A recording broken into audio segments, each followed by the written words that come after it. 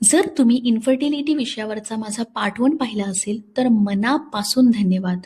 प्रत्येक व्ह्यू माझ्यासाठी महत्त्वाचा आहे, कारण कधीकधी एकच योग्य माहिती कुणाच्या आयुष्यात मोठा सकारात्मक बदल घडवू शकते.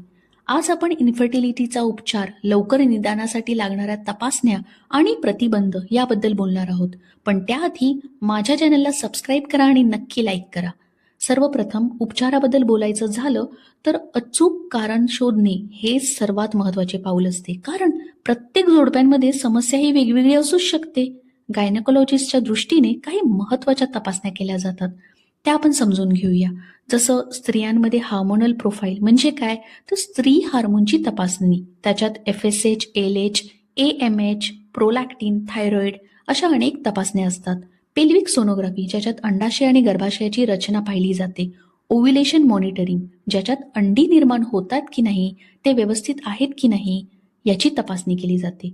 HSG किंवा ट्यूब टेस्ट म्हणजे काय, तर आपल्या पिशवीला जॉईंट होणारी ट्यूब असते, त्याला फॅलोपियन ट्यूब म्हणतात. त्याच्यात ब्लॉकेज आहे की नाही त्याची तपासणी केली जाते. आता पुरुषांमध्ये सिमेन अनालिसिस म्हणजे काय, स्पर्म काउंट, त्यांची हालचाल आणि गुणवत्ता याची तपासणी केली जाते. आता या तपासण्यांमुळे काय होतं, तर इन्फर्टिलिटीचे नेमके कारण लवकर ओळखता येते आणि योग्य उपचार लवकर सुरू करता येतात. आता उपचारांमध्ये हार्मोनल संतुलन सुधारण्यासाठी औषधं दिली जातात, ओव्ह्युलेशन इंडक्शनसाठी दिली जातात, योग्य आहार आणि जीवनशैलीची सुधारणा केली जाते आणि आवश्यक असल्यास IUI किंवा IVF सारख्या प्रगत प्रजनन तंत्रज्ञानाचा वापर केला जातो. लवकर निदानासाठी एक महत्त्वाची गोष्ट लक्षात ठेवा. जर मासिक पाळी खूप अनियमित असेल, PCODची लक्षणे असतील किंवा लग्नानंतर 1 वर्ष प्रयत्न करूनही गर्भधारणा होत नसेल, तर उशीर न करता तज्ज्ञांचा सल्ला घेणे आवश्यक आहे. आता प्रतिबंधासाठी काही सोप्या पण महत्त्वाच्या गोष्टी ऐका.